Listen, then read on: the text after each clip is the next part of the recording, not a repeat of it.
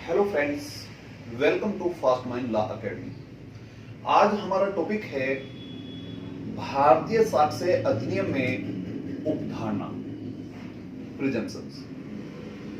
उपधारणा का टॉपिक ना केवल मुख्य परीक्षा अर्थात मेंस एग्जाम या प्रीलिम्स एग्जाम, दोनों एग्जामों के लिए बेहद इंपॉर्टेंट है। साथ ही साथ ये टॉपिक दूसरे टॉपिक से जैसा कि honours of proof, burden of proof, उस पर भी प्रभाव डालता है। अतः सबसे पहले हमें उपधारणा का कॉन्सेप्ट क्लियर होना जरूरी है। हमें यह बात क्लियर होनी जरूरी है कि प्रिजम्पशन किसे कहते हैं, क्या प्रिजम्पशन है, भारतीय साक्ष्य अधिनियम में प्रिजम्पशन से संबंधित क्या प्रावधान है, ये सारी बातें क्लियर होनी जरूरी है।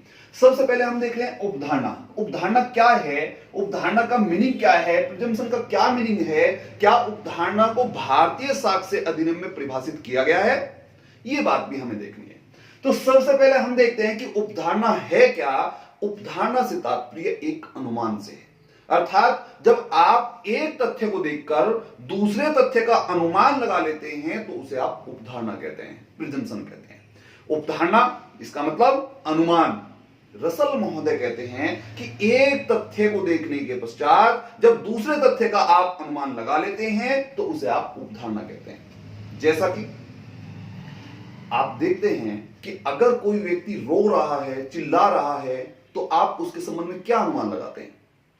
आप सोचते हैं बहुत पीड़ा में है, दुखी है।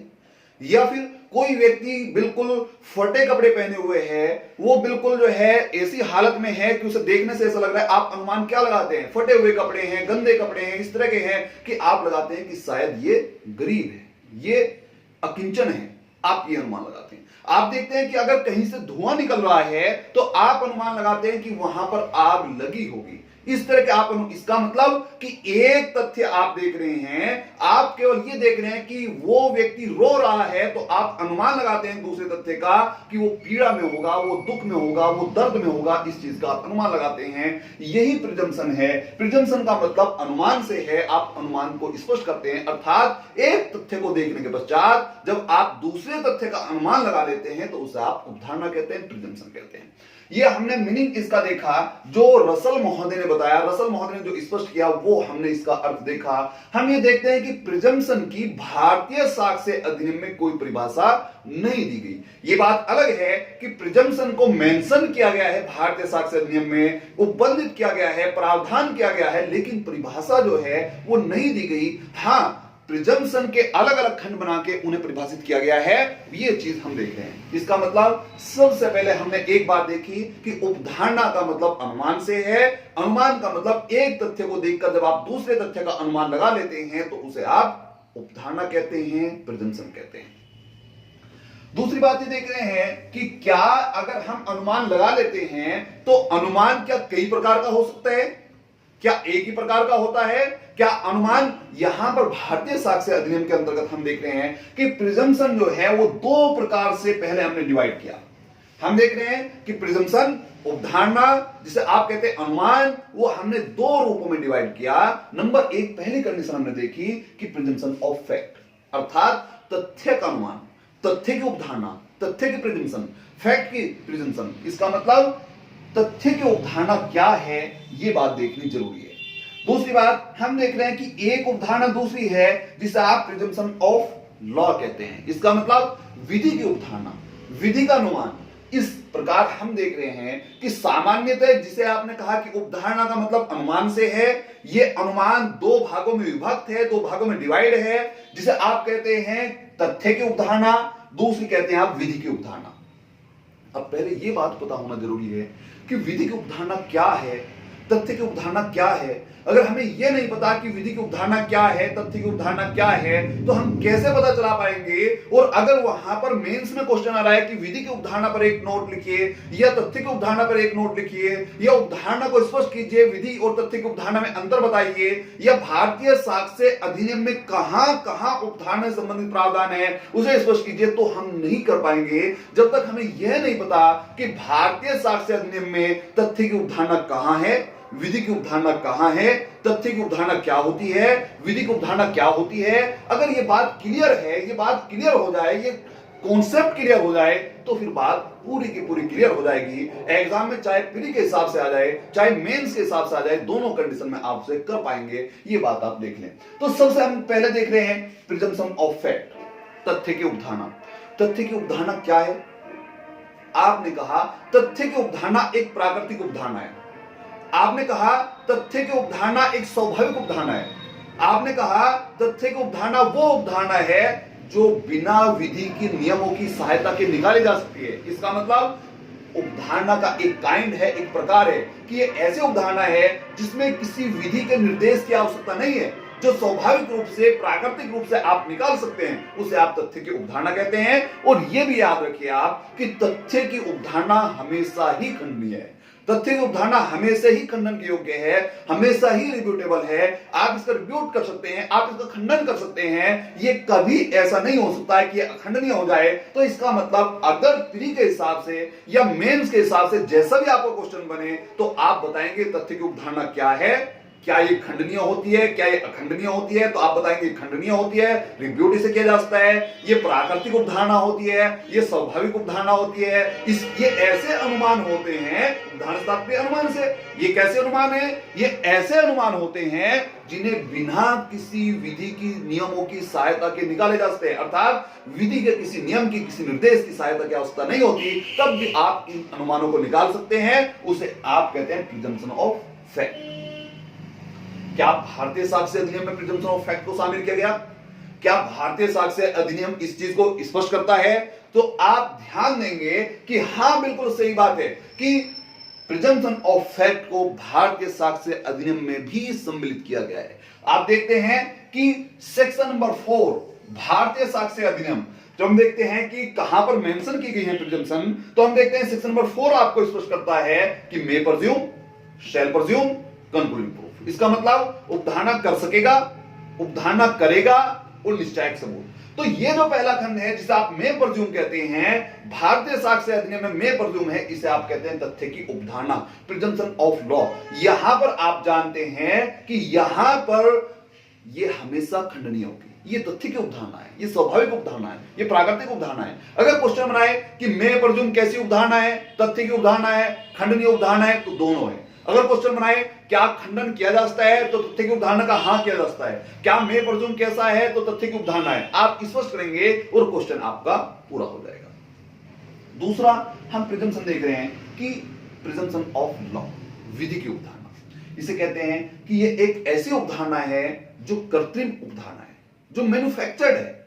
ये स्वाभाविक नहीं है, ये मैन्युफैक्चर्ड है, ये कृत्रिम है। ये आप कहते हैं कि ये ऐसे उपधारणा है, ये ऐसे अनुमान है, ये ऐसे अनुमान है जिन्हें विधि जो है निर्देशित करती है न्यायाधीश को तथ्य से निकालने हेतु। इसका मतलब यहां पर विधि का निर्देश होता है कि आप ये अनुमान लगाएंगे, आप ये अनुमान लगाएंगे, आप ये अनुमान लगाएंगे। ये बात आपने स्पष्ट कर दी। इसका मतलब साफ है कि प्रिजम्पशन ऑफ लॉ एक ऐसी उपधारणा है जो स्वाभाविक नहीं है, ये कृत्रिम है। ये बात बिल्कुल सही है। ये ऐसे नियम होते हैं जिन्हें, ये ऐसे अनुमान होते हैं जिन्हें न्यायाधीश को विधि निर्देशित करती है कि आप ये अनुमान लगाइए, निर्देश दिया गया है कि आप ये अनुमान लगाइए। इसका मतलब जहां पर डायरेक्ट अर्थात निर्देश शब्द का प्रयोग है, इसका मतलब साफ है कि विधि की उपधारणा है। और आपने कहा कि विधि की उपधारणा दो रूपों में हो सकती है, वो खंडनीय रिब्यूटेबल भी हो सकती है और अखंडनीय जो है आपने इररिब्यूटेबल भी हो सकती है। इसका मतलब रिब्यूट किया भी जा सकता है और रिब्यूट नहीं भी किया जा सकता है। अब हम देख रहे हैं क्या ये भी भारतीय साक्ष्य अधिनियम में है, क्या इसका कोई मेंशन, कोई प्रावधान किया गया है। तो हम देखते हैं कि सेक्शन नंबर 4 एविडेंस एक्ट आपको स्पष्ट कर रहा है कि सेल प्रज्यूम, सेल प्रज्यूम इसका मतलब आप अगर परिभाषा में लिखेंगे, आप परिभाषा आपको स्पष्ट करेगी सेल प्रज्यूम की। वहां पर लिखा हुआ है कि जहां कहीं इस अधिनियम द्वारा, जहां कहीं इस अधिनियम द्वारा यह निर्देशित है कि न्यायालय किसी तथ्य की उपधारणा करेगा, इसका मतलब निर्देशित है, निर्देश दिया गया है, डायरेक्ट किया गया है, इसका मतलब विधि की उपधारणा है। अगर पूछा जाए क्या सेल प्रज्यूम कैसी उपधारणा है, विधि की है, तथ्य की है, तो आप बताएंगे ये तथ्य की उपधारणा है। अगर पूछा जाए सेल प्रज्यूम खंडनीय है या अखंडनीय है, तो आपने कहा कि ये खंडनीय है, क्योंकि क्या लिखा हुआ है, भारतीय साक्ष्य अधिनियम में शैल प्रज्ञा की क्या परिभाषा है? आप देखते हैं कि जहां कहीं इस अधिनियम में यह निर्देशित है कि न्यायालय किसी तथ्य की उपधारणा करेगा, वहां न्यायालय उस तथ्य को साबित हुआ मानेगा यदि और जब तक वह ना साबित ना किया जाए। इससे मतलब यदि और जब तक वह ना साबित ना किया जाए, इसका मतलब इसका खंडन हो सकता है, यह खंडनीय है, इसे ना साबित किया जा सकता है। हां, यह बात अलग है कि न्यायालय इसमें साक्ष्य की मांग नहीं करेगा। यह बात आपने देख ली। इसका मतलब साफ है कि शैल प्रज्यूम विधि की उपधारणा है, शैल प्रज्यूम खंडनीय उपधारणा है, इसका रिब्यूट किया जा सकता है। ये ऐसे अनुमान है जिसका खंडन संभव है। दूसरी बात हम देख रहे हैं कि एक है आपका कंक्लूसिव प्रूफ। कंक्लूसिव प्रूफ को हम देख रहे हैं जिसे आप कहते हैं निश्चायक सबूत। ये भी विधि की उपधारणा है, ये भी ऐसे अनुमान है जो कर्तव्य में है, ये भी ऐसे अनुमान है जिन्हें विधि के द्वारा निर्देशित किया गया है न्यायाधीश को कि आप ये अनुमान लगाइए। ये भी ऐसे अनुमान हैं जो विधि की उपधारणा को स्पष्ट करते हैं। ये ऐसे अनुमान हैं जिनका खंडन संभव नहीं। अर्थात अगर क्वेश्चन आए क्या कंक्लूसिव प्रूफ उपधारणा है विधि की या तथ्य की, तो आप बताएंगे ये विधि की उपधारणा है। अगर क्वेश्चन बने कंक्लूसिव प्रूफ उपधारणा है खंडनीय अखंडनीय दोनों, तो आप बताएंगे ये अखंडनीय उपधारणा है, इसे रिब्यूट नहीं किया जा सकता, इसका खंडन नहीं हो सकता। यह बात आपने स्पष्ट कर दी। इस तरह से हम देख रहे हैं कि उपधारणा यहां पर जो अनुमान है वो दो भागों में आपने डिवाइड किए कि एक अनुमान है फैक्ट का, एक अनुमान है विधि का। स्वाभाविक अनुमान है फैक्ट का, कृत्रिम अनुमान है विधि का। फैक्ट का अनुमान, फैक्ट की उपधारणा हमेशा खंडन के योग्य होगी, जबकि विधि की उपधारणा दोनों रूप रखेगी, खंडनीय और अखंडनीय दोनों होगी, इनका खंडन हो सकता है। अभी हम देख रहे हैं कि भारतीय साक्ष्य अधिनियम अपने आप में प्रिजम्पशन के संबंध में बहुत सारे प्रावधान लिए हुए हैं। हम देख रहे हैं कि अब आगे वो क्वेश्चन सेक्शंस के हिसाब से पूछता है। सेक्शन पूछता है ये सेक्शन मे प्रज्यूम का है, सेल प्रज्यूम का है। वो पूछता है कि कौन सा सेक्शन विधि की उपधारणा है या तथ्य की उपधारणा है। तो आप ये देख लें, जहां पर क्वेश्चन जिसमें मे प्रज्यूम वाले सेक्शन है, जो एग्जांपल्स मे प्रज्यूम वाले हैं, उसे आप तथ्य की उपधारणा पे लगाएं। अगर वो पूछता है क्या है तथ्य की उपधारणा है, अगर वो पूछे क्या है खंडनीय है, तो आप खंडनीय पर निशान लगाएं। इसका मतलब सबसे पहले हम उन सेक्शंस को देख लें जो मे प्रज्यूम है।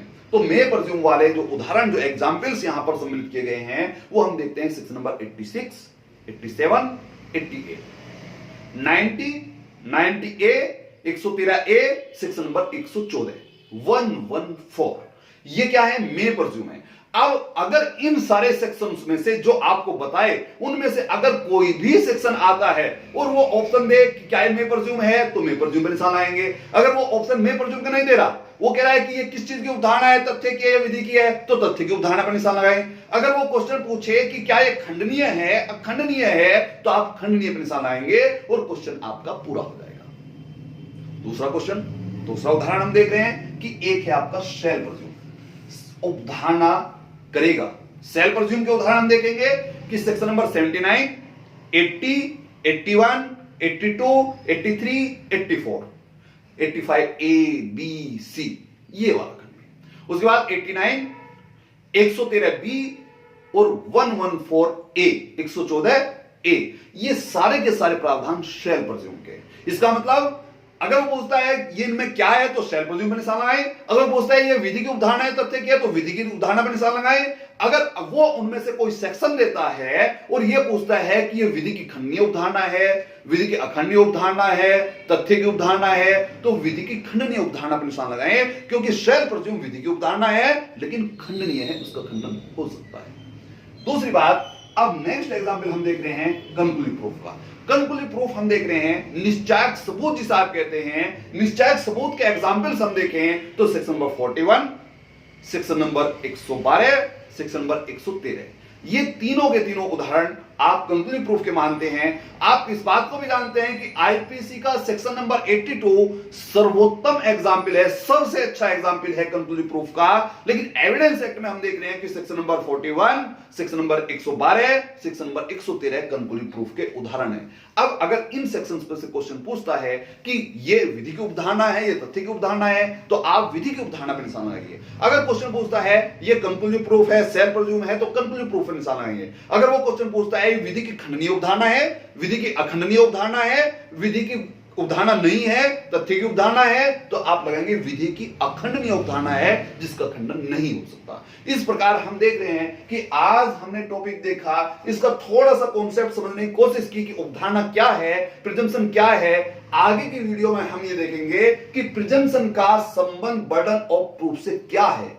क्या बर्डन और प्रूफ जिसे आप सिद्ध करने का भार कहते हैं, जब बाउंड होता है व्यक्ति जो है किसी तथ्य के अस्तित्व को साबित करने के लिए, या ऑनर्स ऑफ प्रूफ क्या होता है, क्या प्रिजम्पशन उस पर कोई इफेक्ट डालती है, कौन कौन सी चीजें ऐसी हैं जो बर्डन ऑफ प्रूफ को प्रभावित कर देती हैं, क्या प्रिजम्पशन प्रभाव डालती है तो कैसे प्रभाव डालती है, क्या एडमिशन प्रभाव डालता है तो कैसे प्रभाव डालता है, क्या स्टॉपल विबंध प्रभाव डालता है तो कैसे प्रभाव डालता है। इसका मतलब हमें संबंध देखना है कि बर्डन ऑफ प्रूफ में और प्रिजम्पशन में, अवधारणा में, साथ ही साथ बर्डन ऑफ प्रूफ में और एडमिशन में, साथ साथ बर्डन ऑफ प्रूफ में और स्टॉपल में, इनमें क्या संबंध है, क्या रिलेशन है, कैसे बर्डन ऑफ प्रूफ और ऑनर्स ऑफ प्रूफ में इसका रिलेशन बना हुआ है, वो प्री के हिसाब से, मेंस के हिसाब से जैसा भी क्वेश्चन बनेगा वैसा आप कर पाएंगे। तो नेक्स्ट वीडियो में हमसे डालेंगे। कोशिश जो है, उम्मीद ये है कि आपकी समझ में आ गया होगा। प्लीज हमारे चैनल को सब्सक्राइब करिए, लाइक करिए और कमेंट्स डालिए। धीरे धीरे पॉसिबिलिटी बनेगी, अच्छी वीडियो डालने की मैं कोशिश करूंगा। अभी स्टार्टिंग है, थोड़ी कुछ प्रॉब्लम्स आ रही हैं, लेकिन धीरे धीरे जैसे जैसे आगे चलेगा तो अच्छी वीडियोस आएंगी। आप अपने व्यूज दीजिए, बताइए इसमें क्या सुधार हो सकता है और ज्यादा से ज्यादा हमारी वीडियो को शेयर कीजिए। Thank you.